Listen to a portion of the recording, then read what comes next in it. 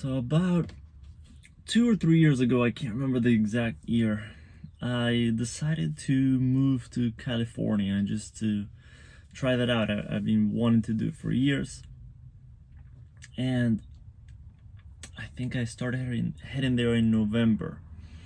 And it was a very emotional time for me. There was a lot going on in my life, a lot going on for me, for people around me. So it was a pretty emotional time. And I remember I was living in Martha's Vineyard. I was waiting at the ferry to leave the island and start driving towards California. And I was there with my parents and my aunt. And like I said, it was an emotional time for all of us. There was a lot going on, and I was saying goodbye. The ferry was about to leave. I was hugging them. And then I go to hug my dad. And he said, "I love you." And I just broke down. Like, I just completely, like, something inside of me just like all the walls around my heart, everything just like melted and broke down. And just like, it was,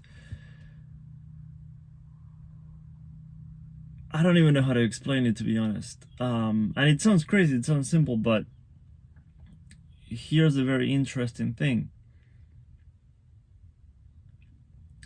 is that I had always been the one that told him I love you.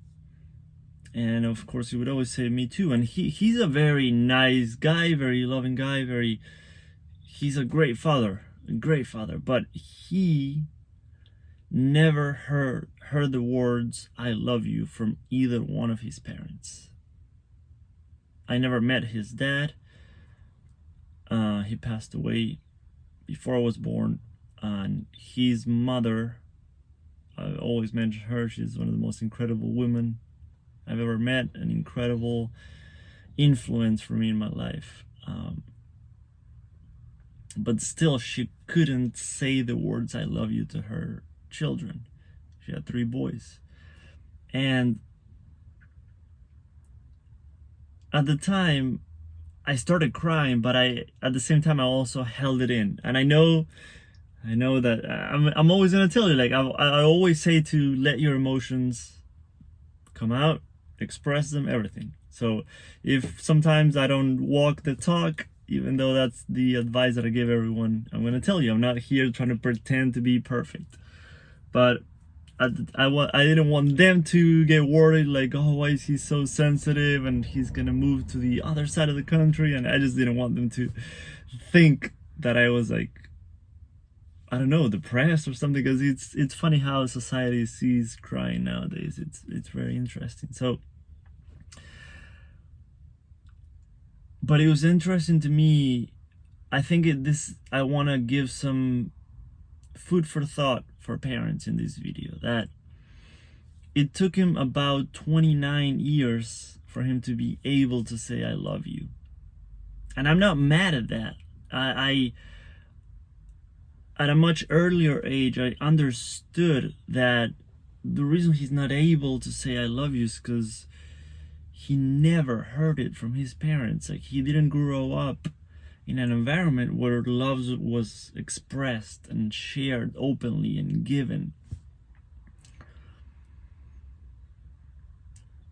But I invite you to maybe not wait 29 years, maybe not wait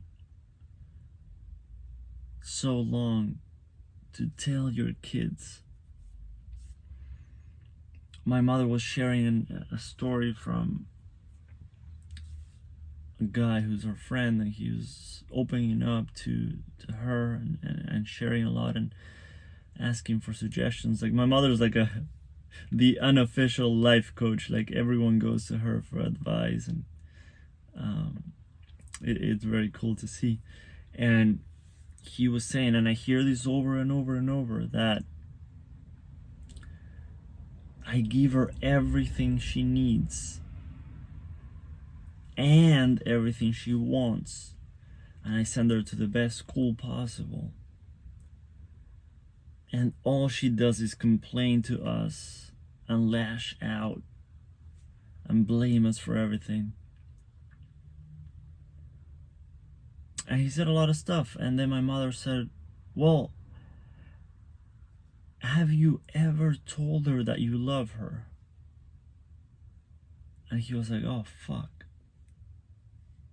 Like, I've never said that. And one thing that I noticed is that my parents' generations and people that in that generation or older, so maybe around like late 40s or older than that, parents are in their 50s. It's, for many of them, and not everyone in that generation, but for many of them, it's really challenging to express love. They didn't grow up in a family, in an environment where love was expressed. So it's incredibly tough for them to say, I love you to other people. In my family, they laugh that every single day I tell them I love them. And we were laughing at that the other day because, I don't know, very long story. But so I'm not mad at them. I'm not resentful that they were not able to tell me that while I was growing up. But at the same time, I do recognize that my inner child, right, my younger self needed that. And there was a need that wasn't fulfilled while I was growing up. And I just hope that this video might reach some parents with younger kids so that they realize rather sooner rather than later how important it is. And how in the other example that I gave you, you can give your kids every material thing they need for school, for whatever, every material thing they want, clothes and technology and cool phones and cool gadgets and everything. You can pay for them for cool trips, can give them a nice car. But that's not what they really need and what they're actually craving on the inside. And it breaks my heart. It breaks my heart because I see them, and I see this a lot. The mother spending the entire time on the phone, and the daughter is now doing the same behavior. So there's zero connection. There's no emotional connection. It just breaks my heart to see that. And I see older generations complaining about teenagers being on their phone all the time. And then I'm looking at them and saying, you're doing the same shit.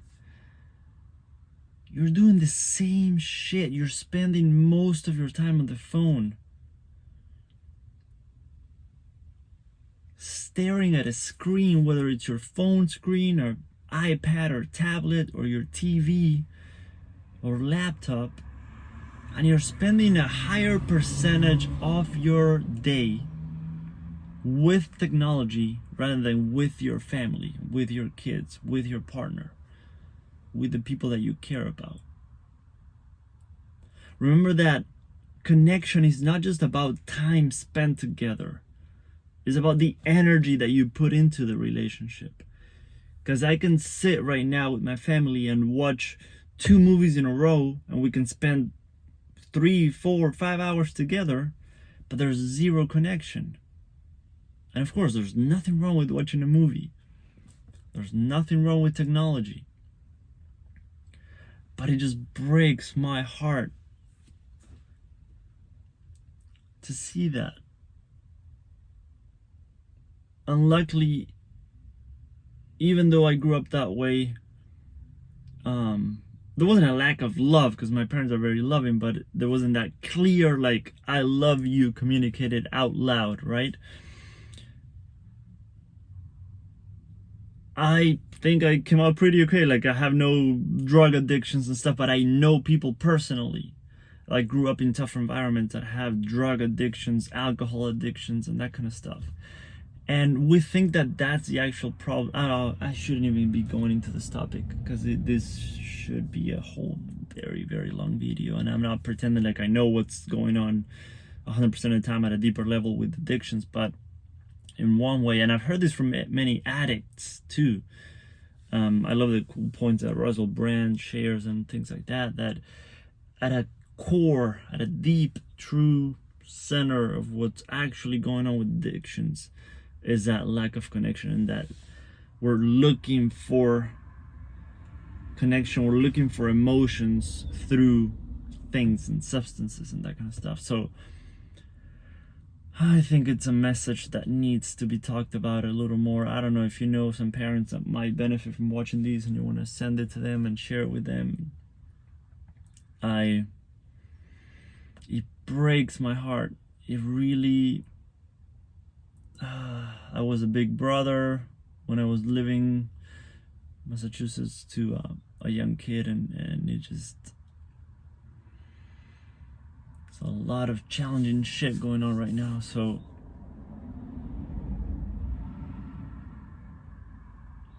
we need to wake up. Need a wake-up call for many, many parents. I think that's it. If something resonates and you want to share, you want to give it a thumbs up, that'd be cool. If not, that's alright too. Hope you have an amazing day. Thanks for listening. I love talking about this topic.